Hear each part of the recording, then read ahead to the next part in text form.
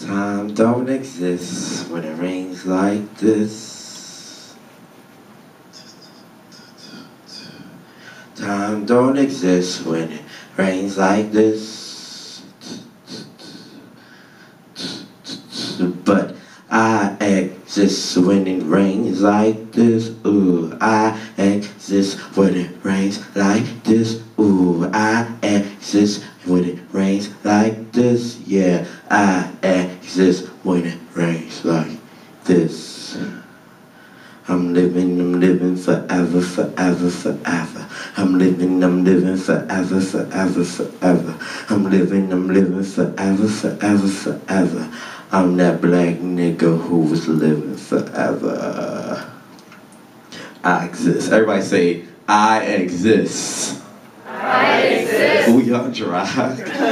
Y'all don't sound like y'all exist. Say, I exist. I exist. Do you really, do you really, do you really, do you really? I exist. I exist. Wake up, wake up, wake up, wake up, wake up. Oh, I exist. I exist. I exist when it rains like this. Ooh, I exist when it rains like this. Oh, I exist when it rains like this. Ooh, I exist when it rains like this. Keep that in mind all night. Keep that in mind tomorrow. Keep that in mind for the rest of your life. That's what tonight's about, existing.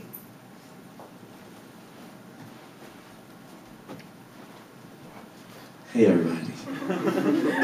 Can some people come up here like, we family, like, I want this to be like, you know, a hippie lecture. Let's get up here, come closer, touch me, feel me, do what you need to do. Thank you for coming out, thank you. Thank you, you don't have to join my church if you come up, or you just gotta just come up. Thank you, thank y'all, thank y'all. Now y'all wanna come closer. Oh, alright, okay. My name is Abdu Ali. I'm from Baltimore, born and raised. I grew up, I lived all over the place, but where I became Abdu Mongo Eaton Jr., aka Abdu Ali, was right up the street actually, Martin Luther King and Pennsylvania Avenue. I grew up in a neighborhood that was predominantly black. I don't know if people would consider, it was like the next step from the projects. It was like the ghetto, I guess. And in that neighborhood though was a lot of black history. I don't know if y'all know that Baltimore and Pennsylvania Avenue, it was a lot of jazz clubs. One was called the Royale Theater. And you wasn't anybody in jazz until you performed there. That's how like significant this place was, you know. And also up the street, walking to school every day, I saw the Billie Holiday statue. I went to Samuel L. Corliss Taylor, named after a prominent black educator in the United States. I went to Booker T. Washington. A lot of y'all should know who Booker T. Washington is. And what else? Oh, I was right next to the oh my God, what is that theater? Arena. Yeah, the Arena Players. Yeah, the Arena Players. I lived right across the street from there. On my block was a church that was served as the underground, like an underground railroad passage. Like a lot of slaves would stay there in Baltimore when they was trying to fight and find for their freedom. Find their freedom. What else? Basically, I grew up in a place that had a lot of good black history. You know what I'm saying? I grew up knowing people like Thurgood Marshall, Booker T. Washington. I went to school and I knew who James Baldwin is. I mean who he was. I knew who else? you know, all the great black people that did amazing things in arts and culture, science, everything, law, everything. So I grew up knowing that my people did some shit. And when I went to college, I realized how fortunate that education was, because I'm talking to other black people and they don't know who James Baldwin is. Like, what? I was gagging. They didn't know who Cornel West was. They didn't know who, like, people who I thought was like, oh, everybody know who Alice Walker is. Everybody know her. Everybody knows Angela Davis. But I realized that, no, that wasn't the case. So I grew up with a grand sense of self. Also, on the radio, I could hear Miss Tony, a drag queen MC in Baltimore, making music, doing music stuff. And at that age, like when I was hearing Miss Tony on radio, I didn't know that she was gay and she did drag. And until I got older. And to know that like somebody like her came up and cultivated so much and had so much respect in the city. I don't know, that it just resonated really well with me as a black gay boy in Baltimore. So, I don't know, I grew up fortunately with a grand sense of self. But also, with that being said, like, I wasn't a dumb hoe. Like, I didn't ignore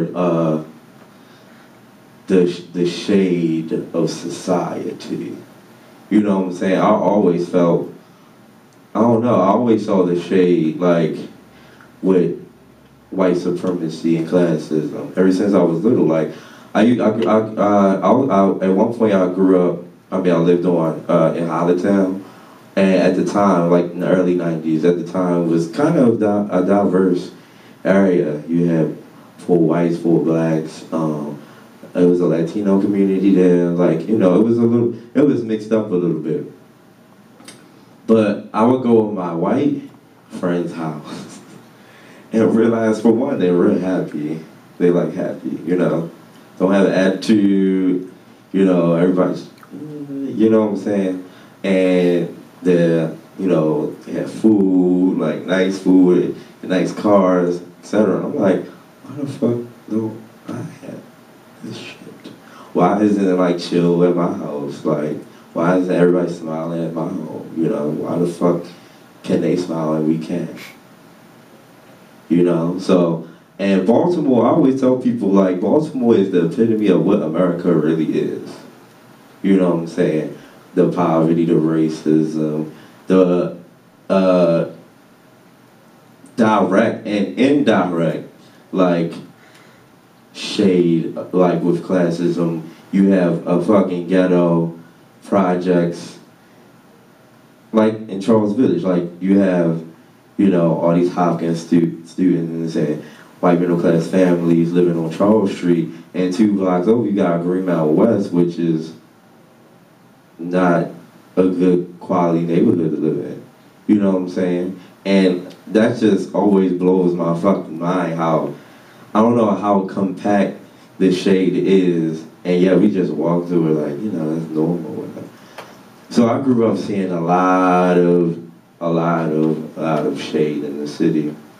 And I feel like I saw a lot of work that needed to be done. So I don't know if a lot of you knew, but while in school, most of my work was non-profit work. Because I always told myself, like, I tried the retail thing, it wasn't cute. I tried, like, I just felt like I was going to hell every day. Like, and at the end of the day, like, my work meant nothing. So I was just like, okay, let me go to a place. Let me get jobs that mean something to me in this world. So that's when I started doing nonprofit work. Did AmeriCorps 1,000 times as much as I could until, like, you know, it ran out or whatever. And I did some teaching. Be Pacific, if y'all really want to know, like, first job I did, like, I was working for Civic Works as, like, energy efficient educator or whatever, teaching people how they can conserve energy within their house. And then also I did work teaching people how to read their BGE bills. BGE is one shady queen of the established institution. And I don't know, it's just crazy how like powerful literacy words are.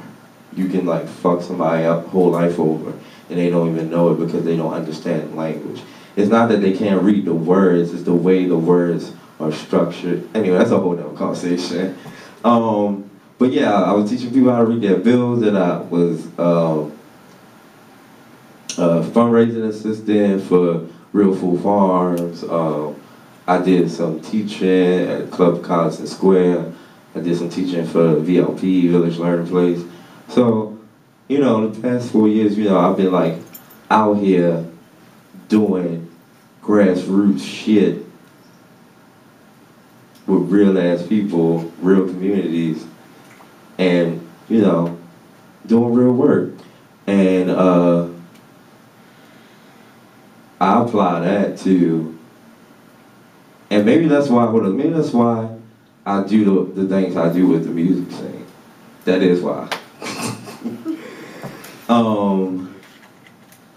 Yeah, so that was a little intro. Let you know why I'm, what I do, how that's going to relate to what I'm about to talk about. Can we go to the next slide?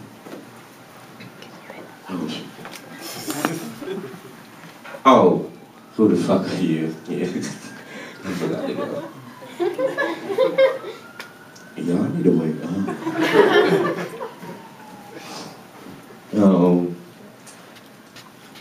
Can y'all see it?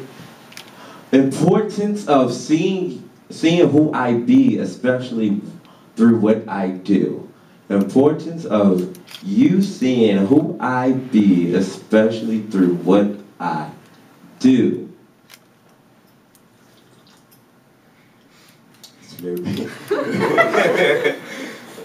Y'all got me? The importance, I'm gonna read it again. The importance of you seeing who I be, especially through what I do. Yes. Ain't that a powerful little phrase right there? I want to talk about the importance of visibility within the arts and culture scene of Baltimore City. I want to talk about the importance of being visible as a black gay man who is out here getting it, cultivating as a fucking musician in Baltimore. I want to talk about the visibility of women getting it, doing their thing in the arts and culture scene of Baltimore. And I want to talk about the visibility the importance of visibility of an event like Cologne making shit happen in the city of Baltimore. And how vital that is to the progress and health of the Baltimore arts and culture scene. Okay? So, when I started doing music, I started performing, doing all these shows in Baltimore, you know what I realized? Like, a lot of the bills, first of all, I realized we have no space. There's none. It's not. Compared to what it used to be, Baltimore used to be ran by DIY music venues in Baltimore, DIY art venues in Baltimore. We had a good amount of black clubs, black music spaces. As y'all can see, the choices ain't there no more. Shit is changing. But when I started doing music stuff here, I realized, yeah, first we don't have no spaces. Then I realized the parties and events I was going to was really one-dimensional.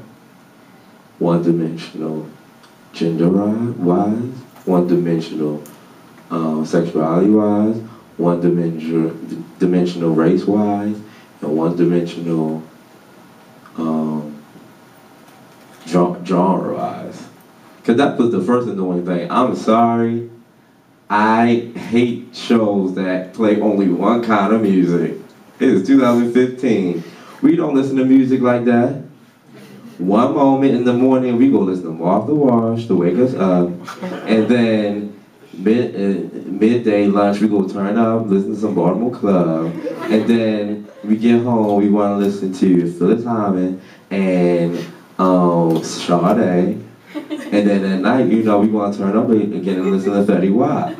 Like, we don't, I'm tired of going to shows and it's all punk acts. Like, first of all, they all sound the same. Okay, it's no fucking shade. They all sound the same. They all dress the same, looking like Courtney Love and Nirvana. Like, okay, you know, I'm over that. And same thing, like, I don't want to see a bunch of rappers who rapping on the same kind of beat for 4 hours. You know what I'm saying? I don't want to listen to, sometimes I don't want to listen to club for 4 hours. That might actually drive you fucking crazy. Like, turn you into a different person. And then, like, obviously, when I went to the Copycat, Annex, and a lot of spaces in Station North and Charles Village and Mount Vernon, I realized, oh, I'm the only black guy here. This city is, what, 60% black? I'm the only black guy in this damn room. There's no black people on the bill. Are you crazy? Like, what? That didn't make sense to me. You know what I'm saying? So, I don't know. You know, I've only been doing music for 3 years. So, yeah, so I'm still like a baby at this, but immediately I saw like the shade of like social politics, you know what I'm saying? And also it wasn't like parties that I feel like I said, reflected like how people really listen to music today. Reflected people who don't do what? Rap or punk. Maybe they do rap and punk. Maybe they do club and R&B. You know what I'm saying? I didn't really see like a variety of musicians playing on bills. You know what I'm saying? Like, well, variety of musicians who have interesting genres of music playing on bills.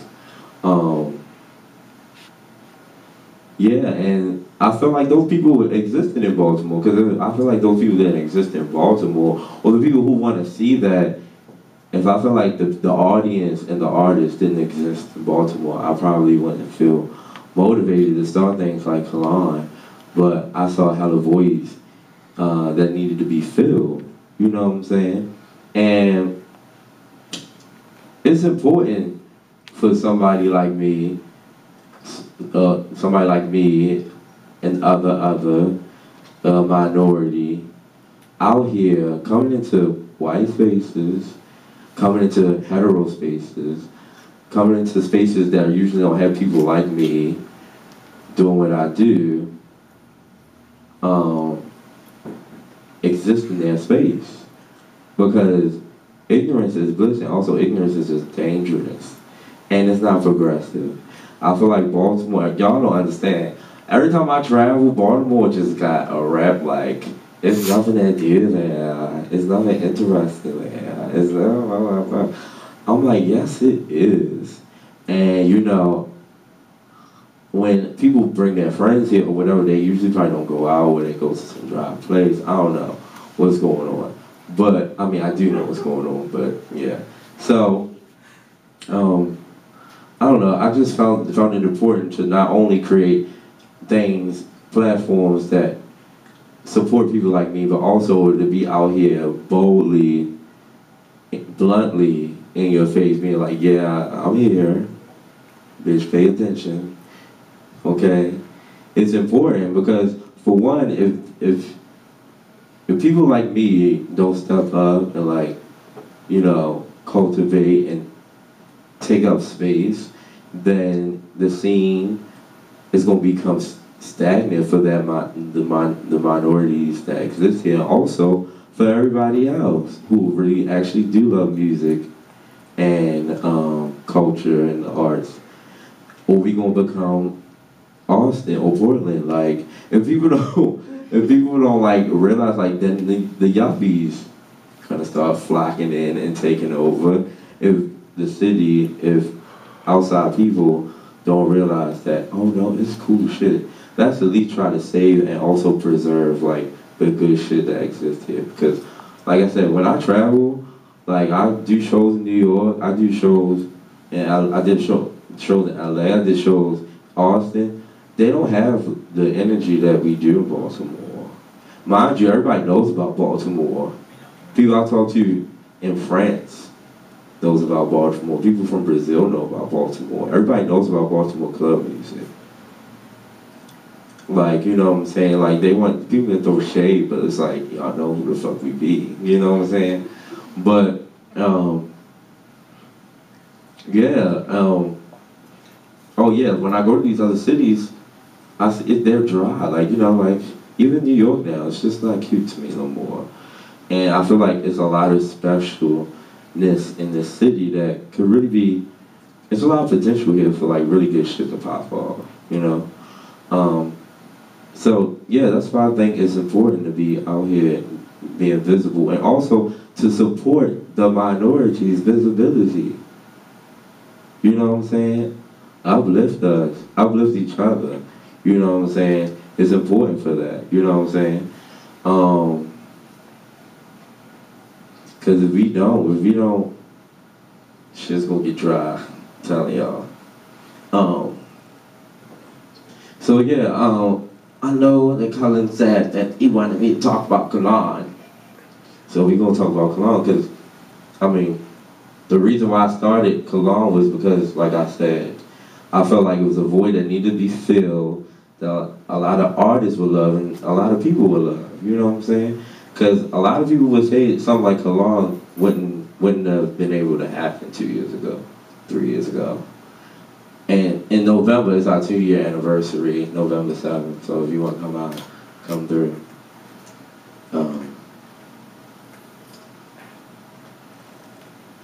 So yeah, me and my homies, we saw that shit wasn't right. So we started Cologne. Cologne is an event in Baltimore that happens bi-monthly at the Crown, our home. And we want to create a platform for artists of like, I don't know, artists who do cool ass shit, like musicians who, you know, like I said earlier, they might be rappers, but they rapping on some punk shit, or a Baltimore club, they only play Baltimore club, or a rapper from around the way, or, you know, just like interesting shit, you know, that I feel like a lot of people would care for. And we also want to make sure that the bill is diverse, and not just diverse like race, gender, sexuality, but genre-wise too. You know, I feel like a lot of the times people be scared to like, you know, curate music shows with a lot of different shit because they don't feel like it's gonna mesh well. But I don't know, you just gotta find people that have the right energy. You know what I'm saying?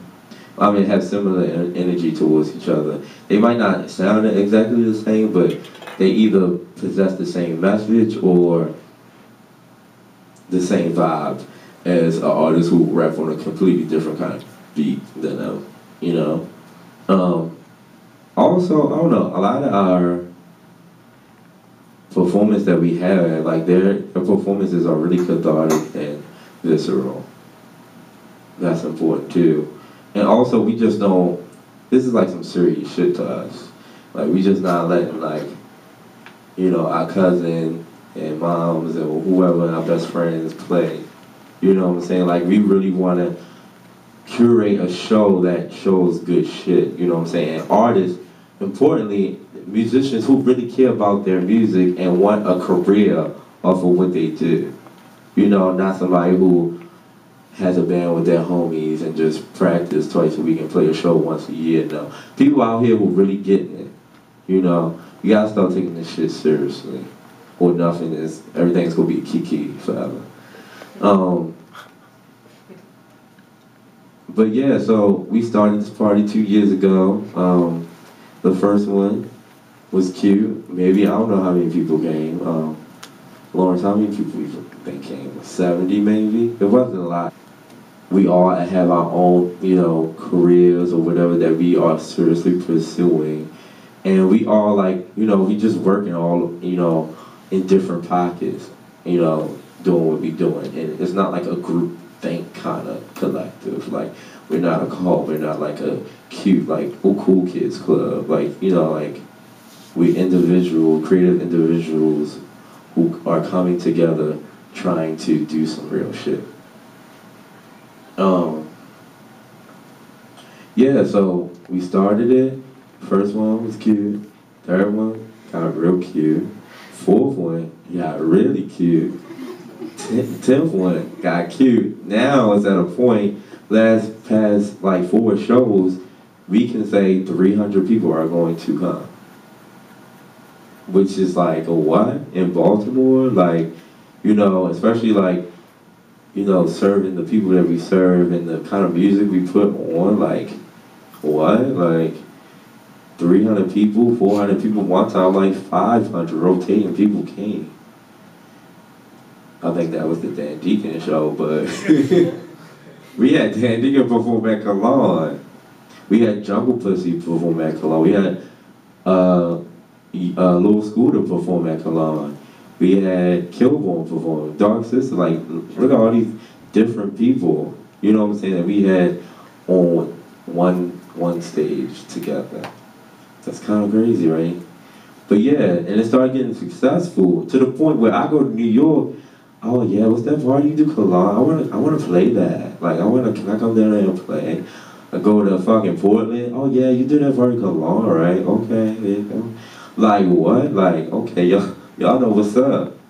And that make people like, that's why I say it's important to be visible, because for one, we realize for y'all in Baltimore to pay attention to shit, we gotta get outside motherfuckers to pay attention. So it was good that Noisy came and did a documentary on our party. It was good that Bullet Magazine came and did a write-up on our party. And that was not just things that we just, oh yeah, okay, that's cool. No, we actually seek these things out. You know what I'm saying? We want non-local press to cover us. We want the internet to know what's up about Cologne and what's going on in Baltimore, and that this, yes, does exist in our city. People gag when they see the pictures in the video. You know, even people in Baltimore gag. So, yeah, I don't know, it's just like we really wanted to cultivate something that was like beautiful, positive, and like proactive for the scene here. And also for the city, like people don't think, you know, the domino effects of small shit like this. Like, cause it's to a point, like I said, local people know about Cologne, right?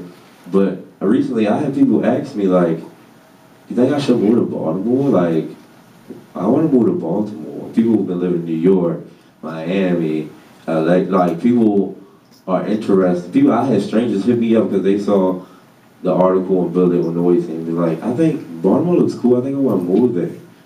Like, that's powerful. We need more creators coming to the city. We have the space. Well, we don't have access to the space, but we have the space. We can afford to be artists. No shade. That's why when I went to New York, I came right the fuck back. Cause I was like, what? Like, you want me to compromise? For what? My earthly kid voice. For compromise? What? No, honey. That's why yeah. Anyway, so that's why she like Cologne. It's beautiful, you know, and also I feel like it inspires people to start doing other shit, you know, start having parties, perform, like, you know, you can be a musician here, like that's important to show people, and to also, you know, I think, I'm not trying to toot my own horn, but I think me being like a gay black man from Baltimore, being able to like get some kind of life is like important for people to see, especially people who don't feel like a lot of black kids in the city don't feel like they can be musicians. They don't feel like they can be too much of anything. And when they see me, I'm a minority within a minority within a fucking minority. Getting life, honey, I'm pretty sure that's like inspiring and like gives them a lot of hope. You know what I'm saying? So, yeah. So, I mean, it's like 600,000 people in the city. It's 7 colleges and universities in the city. Like, it should be way more popping, and it should be way more people doing shit in the city, doing cool shit, and being able to do what they want to do. I was talking to somebody today, and he's like, he wants to be a fashion designer or something. And he was telling me that, you know, when he started, a black queer man, he started exploring the Baltimore art scene. He said, I felt unwelcome. He said, I didn't feel like I belonged, like, in that space. I didn't feel like it was anything there for me. I feel like it was high school. You know, that's not a good message to send to people. And y'all who do these events need to realize, like, how your events affect people. Like, it's not just you doing an art show at, you know, some gallery and whatever, and people get to come see. Like, it's deeper than that. You know what I'm saying? And when people come into your spaces, you need to feel like, and you need to make sure that they feel like welcome. A lot of these motherfucking parties and spaces I go into, nobody, the curators, the bookers, they don't fucking introduce themselves. They don't say hi. The fuck? Like, what's wrong with you? 300 people come to my party, 250 of those people I know and I talk to. That's important. You know what I'm saying? But, yeah, let's go on. We ain't stopping with it.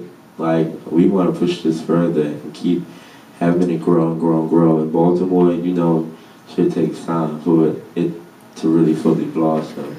And that's what we're doing with it.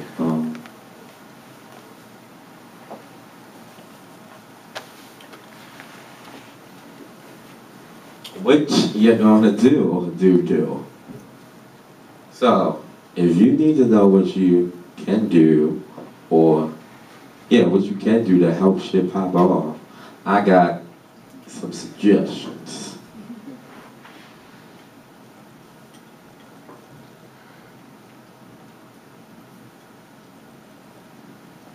Have good events all the time.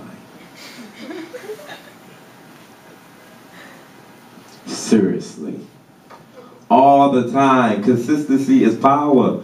That's why I think Cologne has been really successful. Every other month we came hard. We was here. You could expect us to drop a flyer within a few weeks after our party, after our last previous party. Keep having shit. You know, it was beautiful when the Freddie Gray protest was happening, and we had all this shit popping off, like all the time. Like, you know, that energy needs to be here all the time. We have the time in Baltimore. We're not living in New York. Like, we have the time and the energy to really go off. Okay? Like, have good events all the time. Simple. Be consistent. Like, it's power in that. Seriously. Invite purposely everyone you don't know. Okay? Don't invite. Like, make sure you invite people that you don't fucking know. Baltimore is too small for you to be inviting the same motherfuckers at every event. It's too small. That's how stuff don't grow. That's how things get constricted. You know, it's too small. It's not New York. We are fortunate to have, how many people? 8, 9 million people live in our city.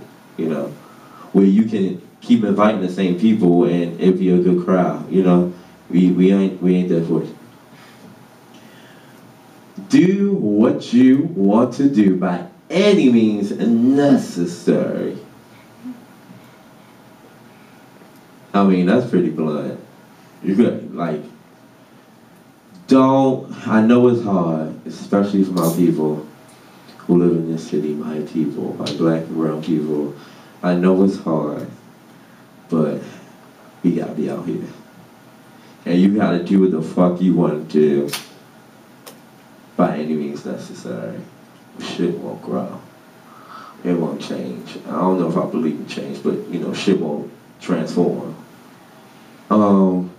White Baltimore, include black Baltimore and women, or it's no sun. No shit, y'all need us to turn up. Y'all need, like y'all, first of all, there's no way, this is a city that's 60% black, 66, 67. There's no reason for me to walk into space where I'm the only black person. And there's no black people on the bill. Make an effort. Seriously. Make an effort. If you really care about creating equal platforms for all, make a fucking effort. Do not be lazy. That's the whole theme of all these suggestions. Don't be lazy. And also, y'all leave women out too. Most should be all white men or all black men. Also involve the girls, us, the gays, trans, lesbian, folk. Like, get it together. We are here, we exist. But black Baltimore, don't wait on white Baltimore. Work together. Don't wait on them to do what we want them to do.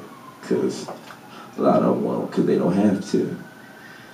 So, it's power in numbers, trust me. And we gotta make sure, we was watching yesterday, you said that somebody said, no, D. Watkins said that it's important for black and brown people to get over our differences and start working collectively to get shit done. Meaning like, wait, what'd you say? Who? Adam from Leaders of Oh, sorry. Adam from Leaders of Beautiful Struggle.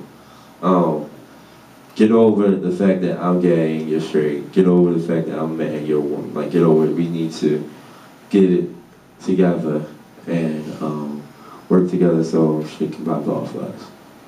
Activate and cultivate. Create your own platforms and establish identities. Activate and cultivate. You know, we got a lot of artists here. And artists should be able to be artists. But we don't have enough curators. We don't have enough promoters. We don't have people who are willing to support and create platforms for the artists to do their thing. Musicians, dancers, visual artists, performance artists, whomever. And I think that's not just a Baltimore thing, that might just be an overall, like, American, like, modern American issue. Everybody is narcissistic and everybody wants to be the star. Everybody wants to be, you know, the face. But people need to realize that it's important. The person creating a gallery is just as important as the art in the gallery. We all doing the same work. We need more people out here who actually want to see artists make it. You know, activate and cultivate. And also, that is a form of activism. Cologne is a form of activism. You know what I'm saying? It might not look like what you think activism looks like, but it is. Okay? And also, don't be as shy about showing who the fuck you are. You know what I'm saying? Make people uncomfortable. Make people realize that you are here and you exist. You know? Or they gonna keep living in bliss, or, you know, throwing subconscious shade at you. Grab the right friend and start a movement. Collective work.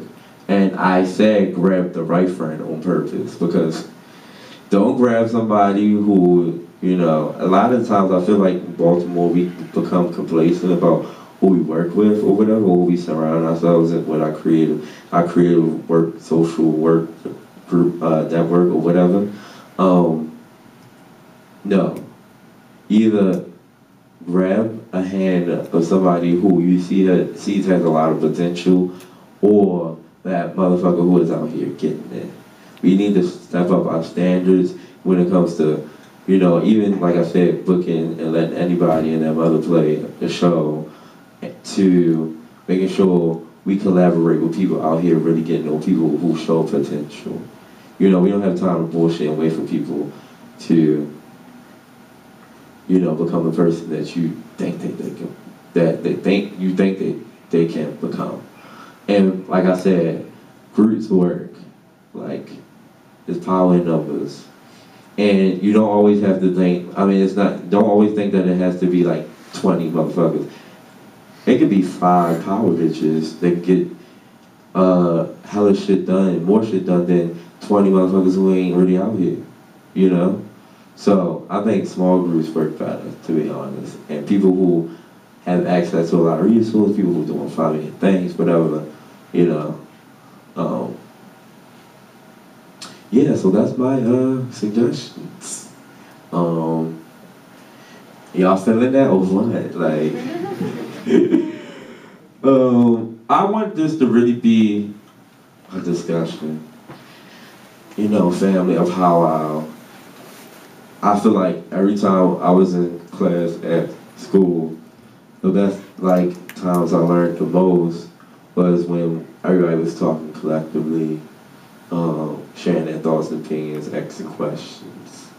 So I don't know, I guess we can open up for Q&A and discussion for this lecture. I want to thank Baby Gallery for having me. Thank you. I want to thank y'all for coming. Yeah, so what's up? What's good? Can y'all come closer? There's space up here. Y'all can sit on the floor. We can get rid of the chairs. Like, you know, we can do what we do. Let's do it. Let's get comfortable. Thank y'all.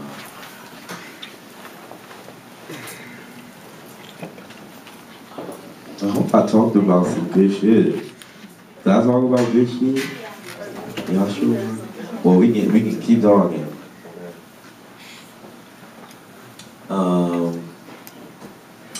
Anybody got a question? Or yeah, question. Anybody? Somebody have a question. Kalon, Billy.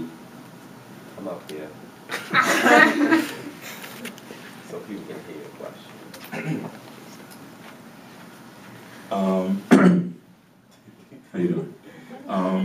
I have a question about pretty much being an artist and also being very involved with the community, knowing how much energy that takes out of you. I was curious on how do you balance between time to also be understanding of that, but being real with yourself and be like, okay, I have to put myself in this place to create the music as well that fuels, you know, everything, the people around you, and also balancing it between having to be out and having to create it. Because a lot of people treat their creation like a job or like a school project, because growing up, that's just kind of how we process. But now that you're out on your own will, how do you personally deal with it yourself? Oh, first I forgot. It's really like, when I talk about visibility, I don't mean just, you know, being, hey, I'm here. Like, really establishing a portrait to put up in, like, a social, like, gallery that travels throughout the city in a car. I don't know, like, also it's good to, like, package things. Like, Cologne, we really think about how to brand that, from the logo to the way the party feels or whatever. Like, we gotta start thinking a little bit more deep about how we do shit here, you know? Like, a little bit more focused, curating, branding, or whatever. But I don't know. I mean, I guess you asking, how can I be a real person? No? Where you go? I'm right here. I'm sorry. I guess you asking, how can I be a real person? Or like, how do I? No, how, because I've heard from a lot of other musicians in the city that whenever, you know, they want to be involved, you know, they see a lot of things online, and they want to take time to go be a part of this or do that and do that, and they say, well, but I gotta go out and do these shows and do this because, you know, for my brand or for myself as an artist too, because that also is important to be, you know, because people listen to your music. You mean like, how do you play, like, oh, I want to be an artist, but I also need to be out here, like, connecting with people, like, a part of being a part of the community? I was saying, like, how do you personally, like, feel how to balance that, I guess, for like, to create and be like, okay, I'm working on this, but, you know, I'm in this place, but also I got to do this and, you know, perform, like, because, you know, a lot of people don't do that. Most people just are just artists. They just do that, do that, do that. I don't know. I got a lot of energy and got a lot of passion and drive. And I just make it work. Like, you know, I'm not out here trying to be like a musician and a journalist at the same time. You know, I'm doing something like I'm being a musician, but I'm doing music shows that are a little bit more, you know, thought out and like bigger, but I feel like it all ties together, you know, like musician who does music shows, that makes sense. You know what I'm saying? And I don't know, I just feel like just make sure everything is like, everything that you do connects to each other, and then it's not that hard to balance. You know what I'm saying? Like, make sure it makes sense. You know what I'm saying? Make sure it's something that you really want to do too. And also, like, if you just want to do music and you don't do anything else, there's nothing wrong with that, you know? And if you just want to put on music shows, that's cool too, because we need, you know, everybody, you know, doing what they do in their own right, you know, in their own space and time. But, yeah, I don't know. I'm real organized with dates and stuff. I don't use a calendar, I just use notes. I put all my dates down on a piece of paper. I mean, like, the notes on the laptop. But, I don't know, yeah, I just make sure everything that I do relates to one other thing, you know? And whatever I do is not overwhelming, you know? But I always, like, I'm tough on myself. I say, you know, if Oprah can do what she fucking do, I feel like I'm not busy enough. And that's the attitude that everybody needs to pick up. I'm tired of people being like, I'm so busy. No, you're not. Beyonce is busy. Barack Obama is busy. Like, realize your fullest potential. Like, I don't know. You know, everybody got their own energy, like, you know, what they can do and what they can't do. But I feel like we can all be Beyoncé's and we all can work, you know, towards like being a boss bitch and really being busy all the time for real, you know? So I don't know, I guess that's what it is. Don't ever feel like you're busy. And you realize that you can always be busy and somebody's working 10 times harder than you. And it's not just Beyonce, it's a mother who got 3 jobs and she got 3 kids who she make breakfast for and drop off to school every day and picks them up too. And she goes to school at night. There's people out there, you know, like her, you know, getting it, that's way more busy than you. So, don't ever think that you're busy or whatever. Anymore, come on y'all, let's talk.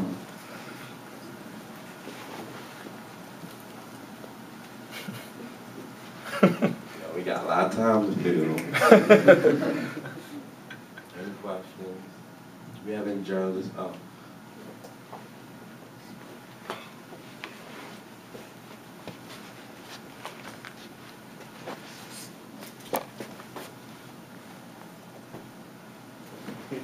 I know the next person don't gotta come up with it. How do you deal with like you do your stuff and then you meet someone and they do stuff and you're like, yeah, I need someone that does this, and you're like, yeah, call me, and then they're like, never hook up with you. Like, I'm not the type of person that chases anybody. Like, if you say you need something, I'll do it for you, but like, how do you deal with that? I'm a bitch. Okay. I had a lot of difficulties with venues here in Baltimore who would take 2 months to get back to you. Artists who I was trying to book for shows take 3 weeks to get back to you, et cetera, et cetera. But, you know, I made sure I was diligent and got on their fucking nerves. And some people don't, like you said, some people don't have the energy to do that, but that's what I was doing, basically. Like, blowing people's shit up, basically. Cause you're right, in this city, like, I don't know what it is. Everybody just be doing some real chill shit. And it's just crazy that a venue, a music venue or a gallery or a space that has events on a regular takes so long to get back to you. That don't even make sense to me. But yeah, I stay on people's ass. That's what I do. And because if you really want to get it done, you got to. Now that's something that you should think about too. Like, do you really want to do that? Because if you really want to do that, by any means necessary, you got to make that happen. And in Baltimore, we gotta be like that.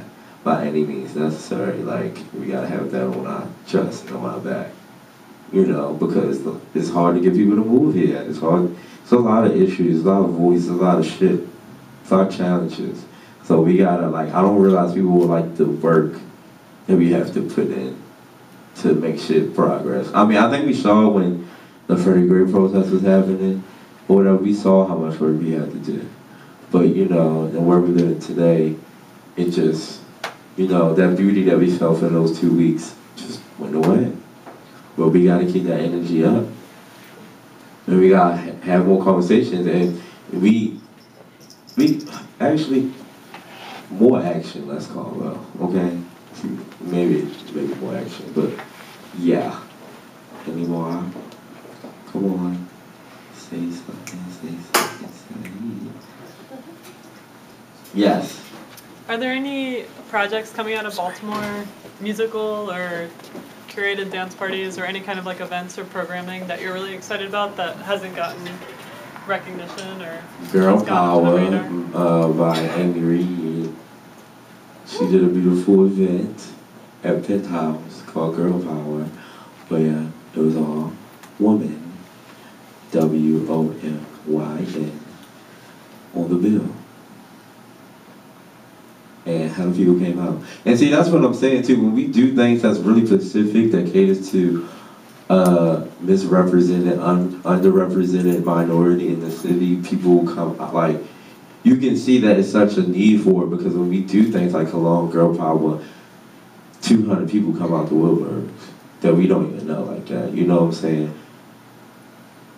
Like, but also Ballsy Girls, if you ain't know, all you gotta do is go to daysdigital.com, because they all up in there. And you should know. So yeah, Ballsy Girls about to start doing their thing. You know what I'm saying? They're about to be out here. Ballsy Girls is a collective of all women of color who are artists. And I think it's more visual art, right? Yeah, it's visual art, so they doing it. Also, I'm starting a collective. It's small right now, but powerful, called Ursi. I don't know if y'all saw the Ursi parties I've been doing, but that was the parties I've been doing called Ursi are ways to like softly introduce the collective. And right now it's just me and Abby Parrish. Hey Abby. It's just us two. She works at not Penthouse, sorry. Platform. She works at Platform doing her thing. And No Shade is the most modern, like, fresh gallery I've seen in Baltimore. And it includes a lot of different fucking people. So shout out to Abby. And I think that's it. Yeah, I think that's it. Any more questions? No? Yeah. So when you're talking about like the lack of space here, I often think about like hosting necessarily venues, but just like community spaces. I wonder if you ever have thought about that, like hosting a show in like a park or like Lexington Market, and just like kind of moving around the neighborhoods as a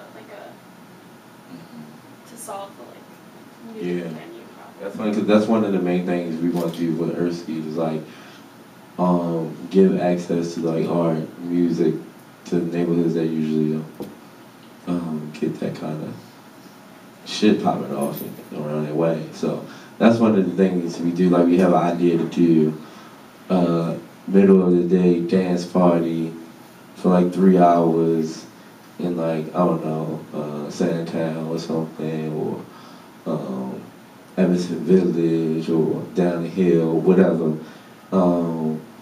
And also, we want to do a lot more events that's all ages. I don't think people realize how important it is to have all ages creative spaces, because the children are our future, but also like they're gonna be the next cultivators, and they're gonna be the ones we look to like make sure shit stay popping in Baltimore. And we don't want them to leave. We don't want them to go to college and don't come back. We want them to know that Baltimore has a place for you to turn up and do what you want to do. So, because a lot of that, from what I hear from my friends who are teachers, a lot of the high school kids feel like they ain't got nowhere to go. They do what they do. And when we was younger, you know, Shake and Bake, the Docks, Choices even had, I think, like kitty discos every now and then. We actually had places where we could turn up. Not no more. So, yeah, we definitely down to like shit like that more often. You know, all the stuff that was happening during the Freddie Gray protests needs to be happening all the fucking time. They was doing stuff like that, you know, performances in the middle of the street. They hosted like, you know, face painting sessions, you know, in all over Baltimore, whatever, you know, like, we need to, it's crazy because, like, obviously these people are here to, like, give these resources and, like, platform, like, you know, entertainment or whatever, like, to people here, and there's an audience for it. It's just everybody stays in the house all, you know, like, we saw the potential when all this stuff was happening. So, it's definitely here, but yeah, down for that.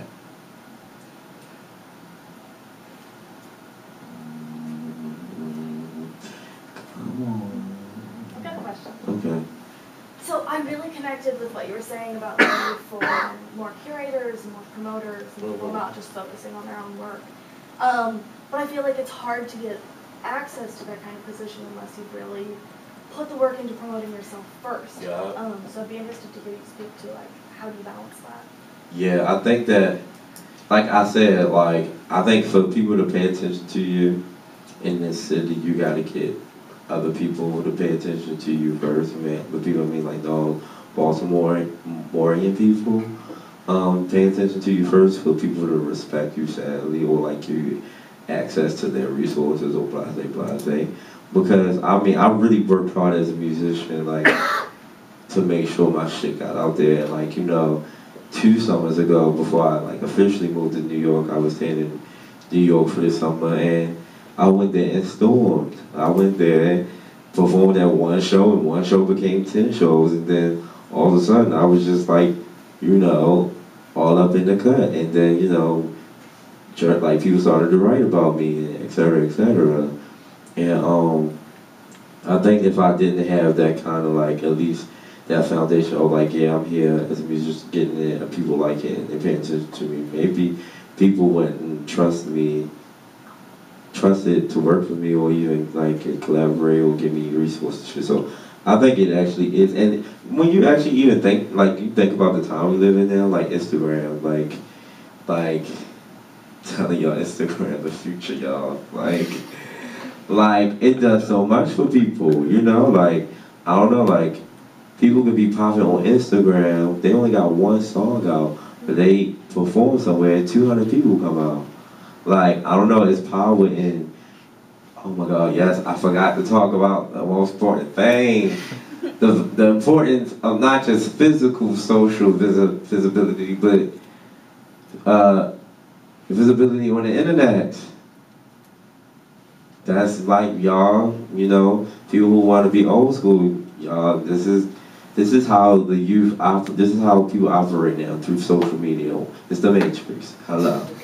We here now. Unless y'all want to start a war, this shit will happen. I mean, ain't shit gonna change. We here.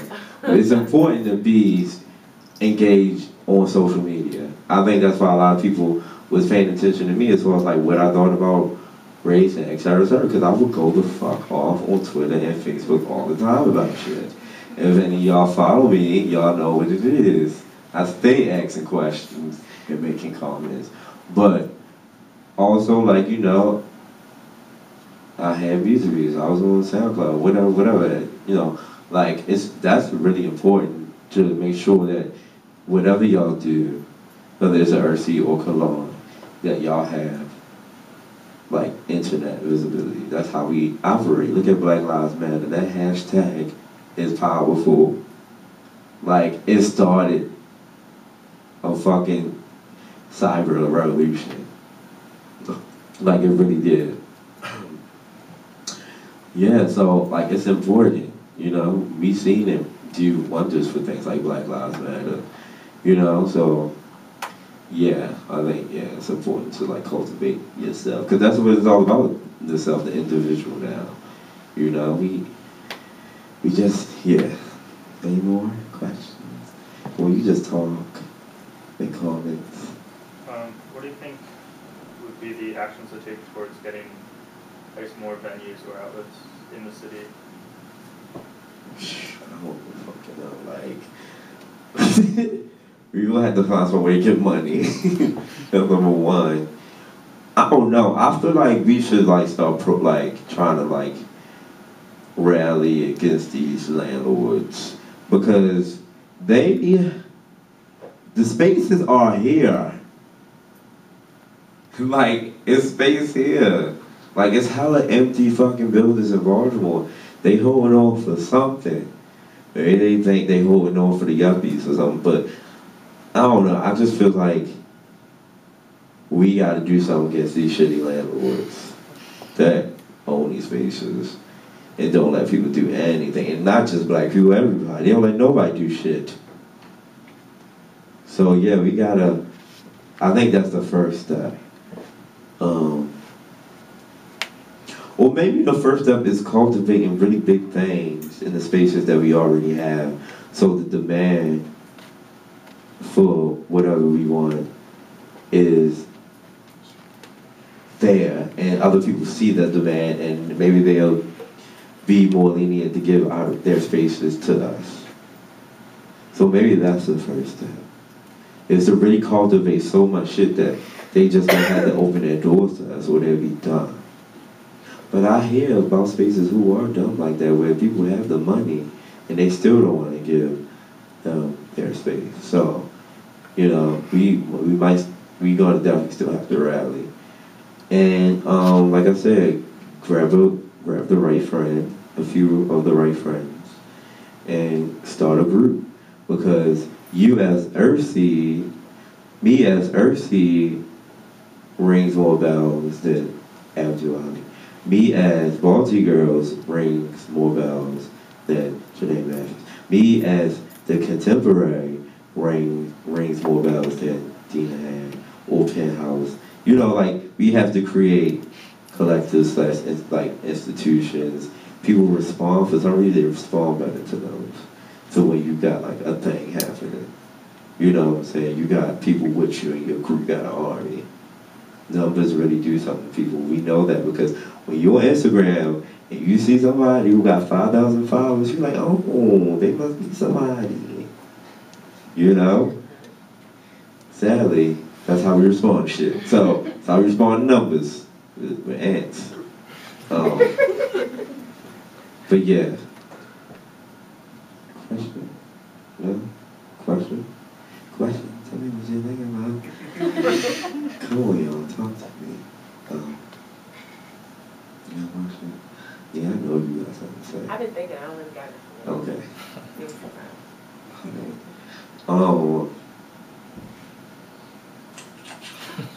Alright, it's forming. Okay. So when you talk about, I'm gonna call it the Baltimore diaspora, in terms of people who leave here and come back, or maybe they don't come back, or whatever, maybe they want to come back, you know, that back and forth stuff. Do you think it's productive for the culture of Baltimore, or like, how do you think we should go about representing our city when we are outside of it and preserving it when we're home? Don't be ashamed of where you come from. I don't know what it is, but when I meet, like, when I talk to Baltimore people, black Baltimore people who moved away, they don't even want to talk about, like, where they from. You know, they say, you know, I'm from Brooklyn. Like, they've been there for 5 years. They be like, I'm from Brooklyn. Like, they don't even want nothing to do with Baltimore. They feel uncomfortable when they come back. Like, it really does something to them, you know? And I think that's something that I've been trying to think about a lot. You know, why people feel like that, you know, when they leave the city and they never return. I think, for one, they just feel like it was nothing here for them. Especially creative black people, specifically. Because literally, it probably really wasn't, you know? Like, there's nothing to do here. So they just got that stigma on their brains, and they just, even if they probably do see shit like Cologne or whatever, they still don't, like, no, you know, Baltimore, no.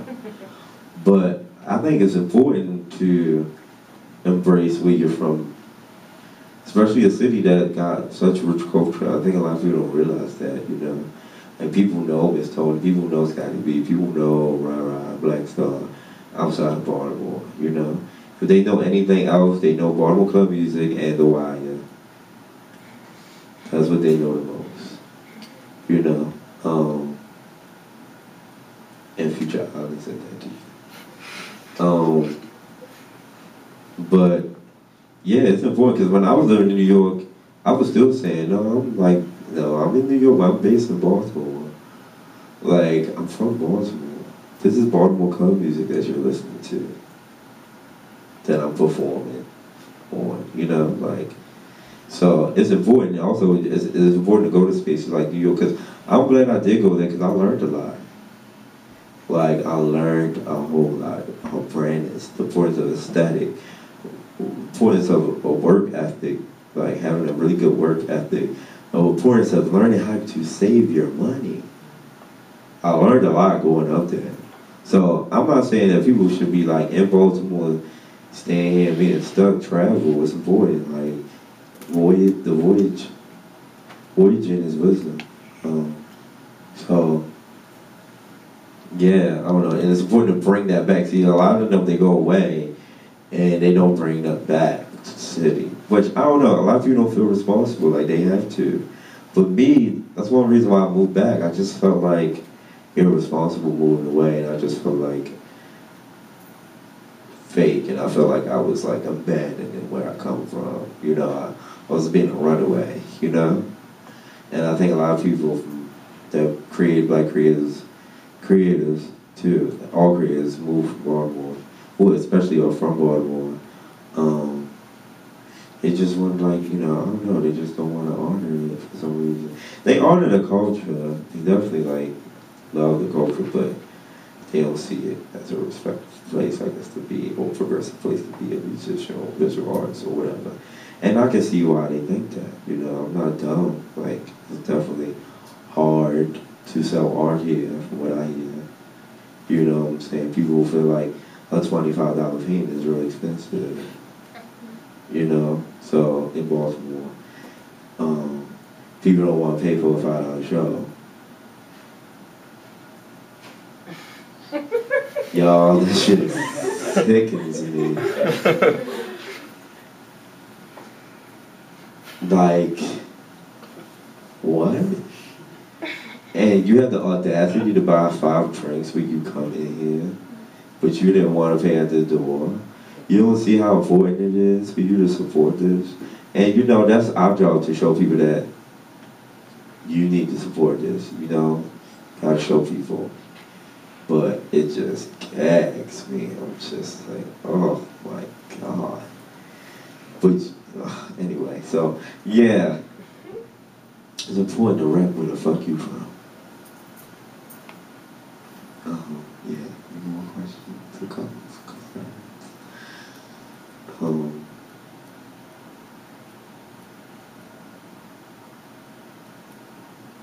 Anybody artists that been here?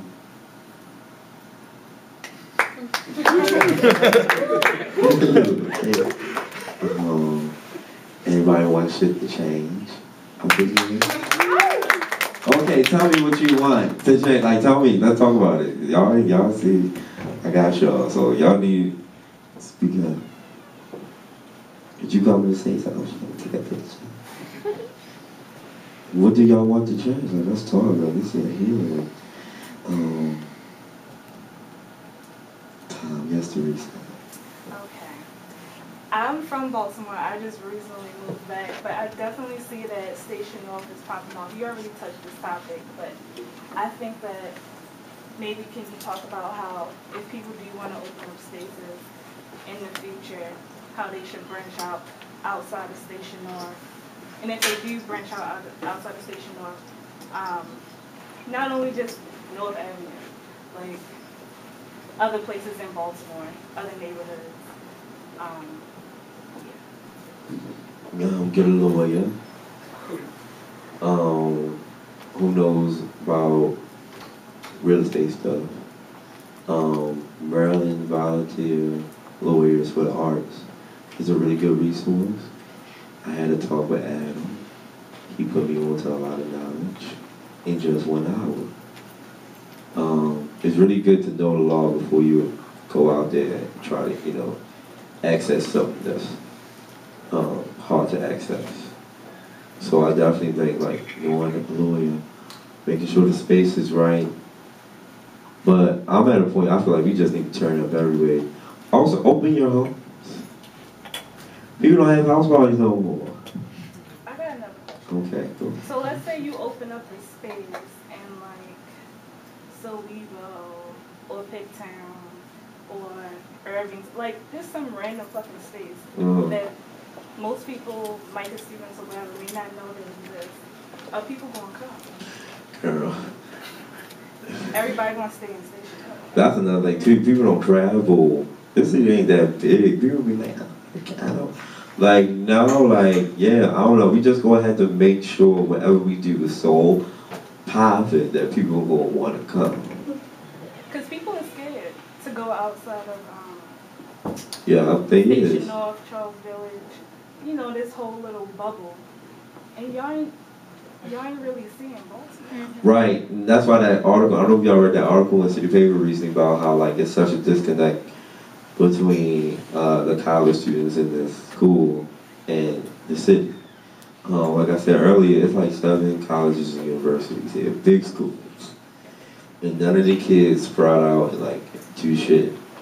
Even in Station North, like they don't even come out, they don't leave their campus, So, yeah, and I wish we had representatives from these schools in here today because we really need to get the people who work at the community engagement office in these schools. We need to really sit down with them and get them together. Like they need to. We was at dinner yesterday, Charles Village. We saw a little safety course group of John Hopkins and they was walking around and they was telling them somebody told us that they tell them to not go past certain streets. That's, first of all, that is an act of racism. Okay? That's racist. Like, don't go over here.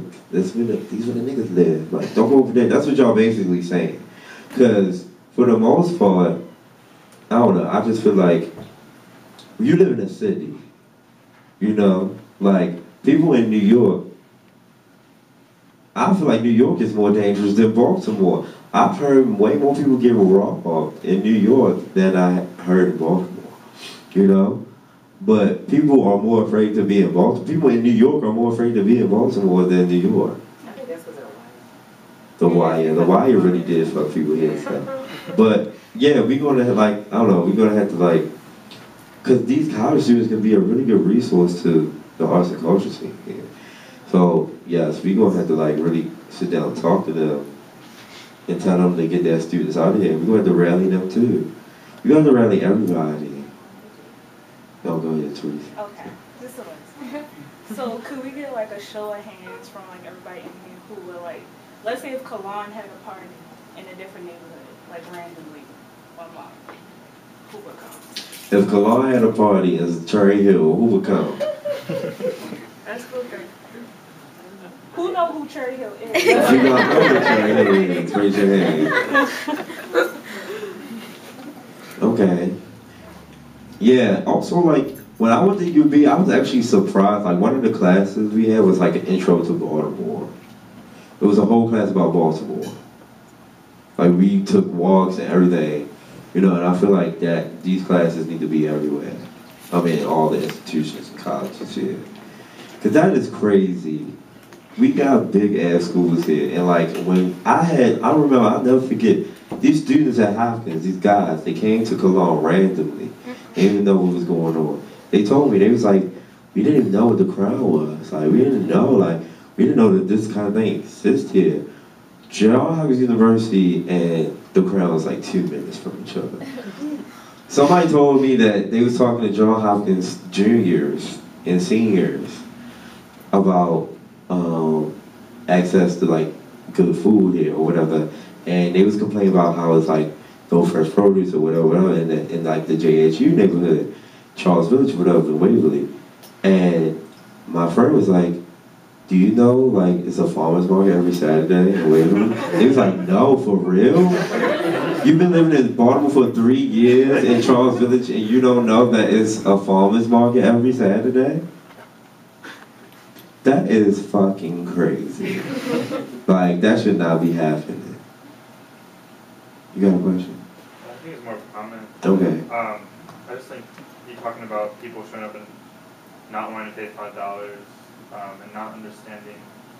That seems to be maybe the biggest thing with, especially with college kids, speaking as a college kid, is that I noticed a lot of people come in not realizing that like these events that they're going to are supporting a larger community, and that like that these events are a form of activism, and that I think a lot of people are just looking for a really good time, and I think that's like maybe one of the hardest.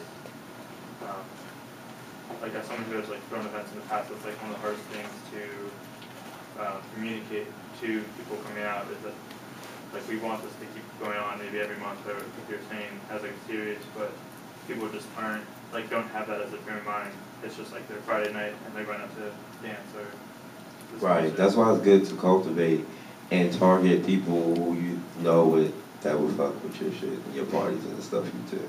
Like, we actively try to get people who know people in a certain crowd, like people who go to Michael, people who go to Morgan, people who do punk music, people who do R&B. Like, we try to find these people who will want to know about, who will want to come to the things that we do. And also, it's important to book people that they want to see.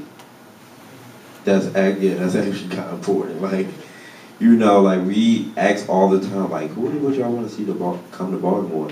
And most of the time, it is a non-local person. Bring that person to Baltimore and have these 50 people that's going to come out for them, see these other 4 acts in Baltimore that's popping, and maybe they're going to come to the next shit that they do.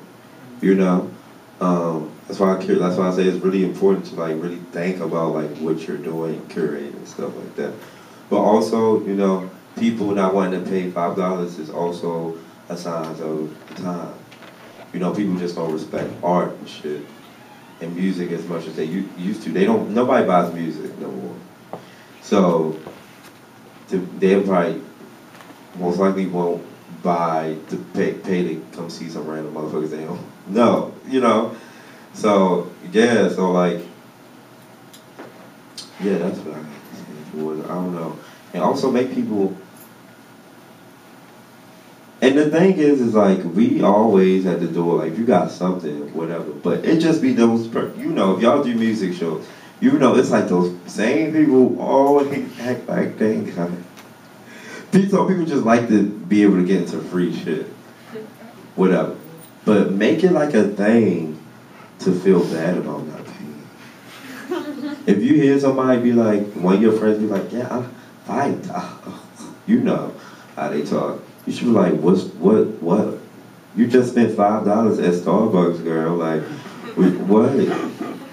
It's like weird. It's like people be spending $20 on some bullshit, no problem. But for some reason, they turn up their nose when you ask for $5 at a show. Like, for a show, $5? And if you really don't have it, If I don't have it, I won't come outside.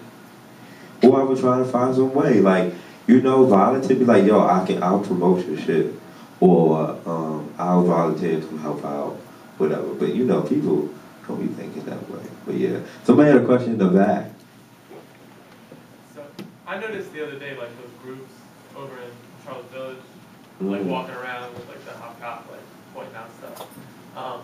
And like as goofy as that is, it's like really effective, right? Like they end up not going into those neighborhoods. Yeah. And like west, you know, east of Charlotte Village or like in north or whatever.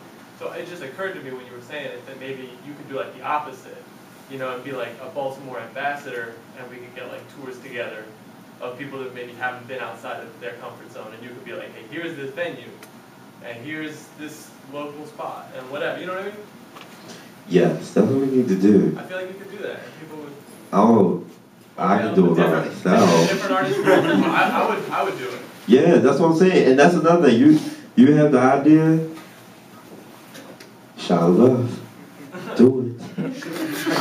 Just do it. That's another thing. I'll be talking to you all day, every day. Like, oh, we should do this. We should da. You should do this. First of all, I can't do every fucking thing. Secondly, why won't you do it? Yeah, do it. But yeah, I'm down for that. That's something that needs to be done. You know what I'm saying? Because they're obviously not doing it right. And it's not just the white schools here, because a lot of people who go to Morgan, that's from DC or whatever, like they don't come out really too much, you know what I'm saying, outside that bubble either. So yeah, it's just gonna have to be something like that for a bunch of motherfuckers, start a little like club or whatever, and like they get a grant for it to go around to these schools and tell these students what is going on. And also, I don't know, we also just need to also never forget about the importance of the internet too. Because people live on Instagram, people live on Facebook, Tumblr. A site like Showspace goes a long way. You know what I'm saying? And making sure people actually see that. You know? Instagram is powerful. You know, if we just have Instagram dedicated to music events in Baltimore, underground music events, whatever, in Baltimore, get hella people to follow it, that can really do something. So we can think in those ways too. Start Facebook groups, you know. People actually follow those things. People find housing, people find jobs through great Facebook groups now. You know, so. Do you have a question? Oh, come on, girl. Let's go. Oh. Okay, this is going to take me a minute to get out, Okay, but I'm thinking about it because, Teresa, you're talking, like, getting people out of their zones. And so one of the things that, like, I was part of was throwing a party at Carlos O'Charlie's, which is in, has anybody been there, in Highlandtown? So it's got a huge dance floor, you know, like, lights, all that, sound system, and it's in the basement level, and it's like, how are we going to get people who, like, go out to stuff in Station North to come? And because you need good transportation, and Baltimore doesn't got good transportation. But people did come out to it, and they, partly, like, we were able to get in there because in a Latino community, we have a Latino who's, like, within our collective who is, like, chatting with the people from this Southeast Community Development Corporation, and they helped hook it up, so it's, like, who you know. And then we also did a party at Port in the Storm, which is, like, past kind of, like, Greektown, and that's more like a white working class part of town. But then you run into troubles, like, in some ways when you're throwing, like, maybe racially mixed parties in places that, like, for people in that neighborhood aren't as familiar with you having, like, a group of people. So, like, some of our, like, a DJ we had at that event was, like, you know, being touched by some of the, like, regulars there. But it was, like, we also wanted to support, like, a lesbian-owned and operated situation for, you know, Morgan students are up at. And if I bring, like, a more racially mixed party up there, it's like the Christopher Columbus effect of white people at, like, when they go to someplace new and they're like, oh my God, that's my jam.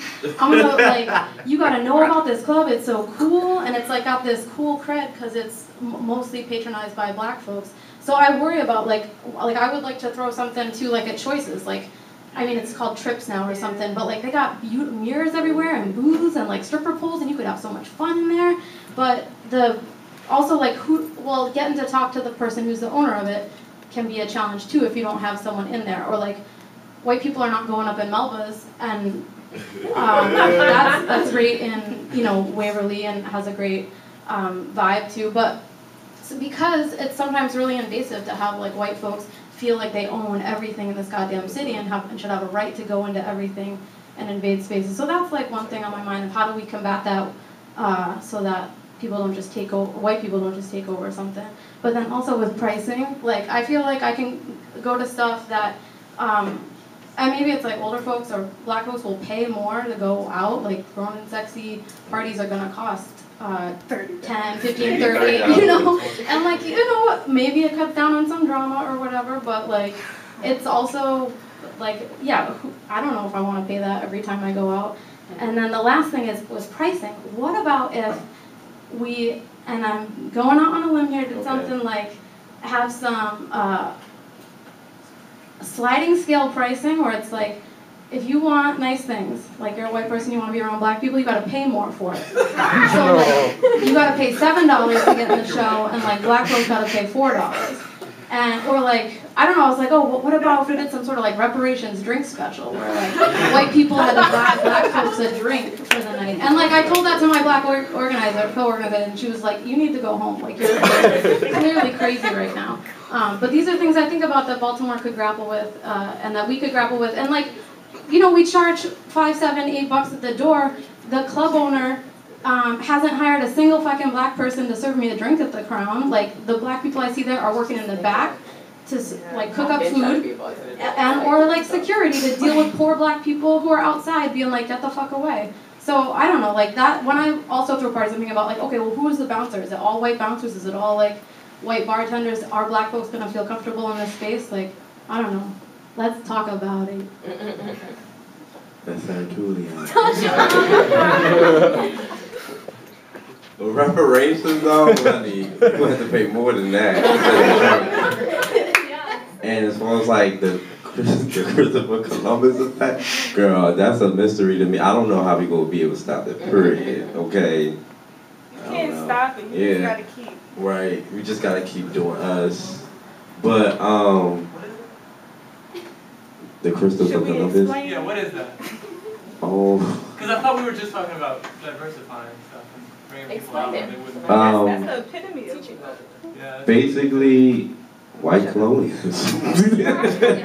Basically, yeah, it's just like when throughout history, white people have gone into non-white spaces, killing many people, indigenous people, and taking their resources away. And they still do that even in small scales where they gentrify black neighborhoods, or they come to, like she said, a club near Morgan, and they're like, oh, this is cute, and then 1 year later is predominantly a white bar. So, yeah, so. Can I add on to that? Yeah. And it's not just, people not liking the fact that it's like a whole bunch of white people in a space. It's what white people being in a space means for everyone else. So if white people come into a neighborhood that has always done whatever it is they've done, white people usually means police. So most white people don't understand that when they come into space. It's like, oh, I just, I want to be here and I want to enjoy myself. That's fine. But when you come into a space that looks a certain way, and maybe you feel intimidated, or maybe somebody looked at you, as soon as you make a call, it's a wrap for everything and everybody except for you. So for white people living in Baltimore City, which has always been a very historically racially segregated city, you really have to keep that in mind when you go into spaces, which makes it really conflicting. It's like, I do want to be around these people, I do want to experience this, but like, how?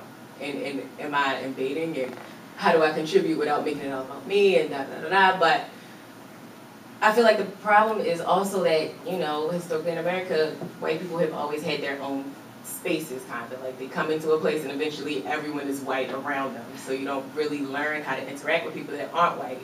And Baltimore's a good place to learn that if it's done right. So, like, everybody in this room today is learning something thanks to Abdu. Yeah. it's just, you know, it's going to just be really uncomfortable and awkward at first. And there's no one way to do it, you know what I'm saying? I don't even know how to put that in words. You just, like I said, always have to be very thoughtful about everything you do, you know, very thoughtful. Don't just think about yourself, think about the other, you know. Yeah, pricing. Yeah, I'm down for a sliding scale. I think that actually works really well. And I don't know about the reparation stream. I like that. I feel like that should be like. Well, I like what Idapalooza did. Like, Idapalooza is this festival in Tennessee. Radical queer fairies all come together and turn up and teach each other about a lot of stuff that we should know. But the festival is donation based, right? It's donation based, but queer, trans indigenous people of color don't have to pay anything. They don't have to pay nothing, you know? Which is, I feel like that's dope. That's dope, you know? But yeah, we gotta start thinking about, you know, think creative, like how we gonna be able to get shit changed, because it's gonna be a lot of work. But yeah, then what else did you talk about? Yeah, any more questions? The name of, oh yeah, never mind. Go ahead.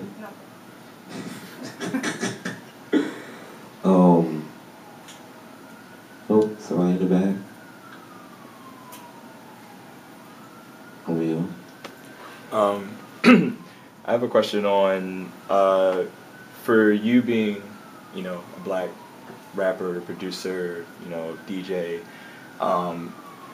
we're in a time now where the artist's personality is way more visible through media. So a lot of walls are also taken down, but the fact that such a huge history of other black musicians who were very radical with their music, and I'm focusing mostly on black musicians because a lot of people have been radical, but it's usually harder for black people to get their opinions really kind of understood without someone being intimidated or taking what they're saying a whole wrong way, like the Public Enemies or the Last Poets or the X-Clans or NWAs or anything, where automatically through the art they just put this whole level of intimidation already there, versus someone could hear John Lennon say something just as radical, but a lot of people, you know, besides him being white and everything, people can feel like he's more approachable due to his art kind of having more of a history of feeling a certain way, you know, like you feel like light. Like I would play your music around people who have never heard you before, and they would ask me what you were like, and I would tell them, and sometimes they feel as though, oh, hearing this loud music, kind of like listening to metal or listening to something that's really loud or abrasive, it makes them feel a little uncomfortable. So the fact that you're also involved in a lot of things that are still just as positive as your message, when people want to work with you or they probably feel intimidated, have you ever felt like the struggle of like, how can I still work just as much with everybody, all ages, all races, but my art will make people think of a certain thing just due to the history it's tied to, but without compromising your artist, you know, what you want to represent with your music. So 'cause a lot of people may go, like maybe I should not make my music sound a certain way, so people, or I should not make my painting look like this, or my movie should be less abrasive so that I can kind of, it'd be easier to work with people. Well, yeah, I don't compromise on no fucking body. Always, like, my first thing with music was to always do shit that was real and that really reflected the voice of somebody like me. You know, people who felt ignored, people who felt chastised, people who felt chained, people who felt stoned, like they was getting stoned at every day. Like, you know, I made sure like a lot of my music was about that, but I never wanted to sound like Common or I don't know, like Immortal Technique, no shade. I didn't want to sound like somebody like them who were like real preachy and real, you know, unconscious rap. You know, and I had, you know, good references from people like Miss Tony, who was who had club music that was about some real deep ass shit. Like, I'm stuck in the alley with no place to go. Like, that's real universal and that resonates very profoundly. You know, like, some real shit to say. And I saw that how that can exist with dance music. Look at people like Fela Kuti. I was just talking about him earlier, like Afrobeat. Like, it's real vibrant, it's real, it sounds very happy, it's very sweet and soft, it gets you moving. And in his songs is real political and real radical. Like, he's talking about like how the government and dictators dictate access to water, you know, and clean water, or how, you know, they use HIV and AIDS to control and oppress people. You know, like, he talks about some real shit in his music, and it's like good to listen to, you know. You don't want to ever be like somebody over here, and I feel like that's what people like Mortal Technique do, and like it just makes it a whole thing. And also, I feel like rapping about some real shit on like dance beats makes it more of a real thing and not like of a thing, you know, like this is a part of my life, you know, when you move and you dance and like you just open and you just becoming vulnerable and you letting whatever you hear, you know, just vibrate and like get into your soul, you know what I'm saying? And yeah, I don't know. I was just real conscious of like how like you can be socially conscious, politically conscious in your music, empowering without like being corny, and like it being accepted, like how dance music makes can make a lot of context accessible to everybody, for everybody to understand and grab a piece of. But yeah, I would never like be like, oh, how can I like make myself likable so that people can really like feel comfortable. Fuck that. I like to make people feel uncomfortable. At shows, I'm in your face.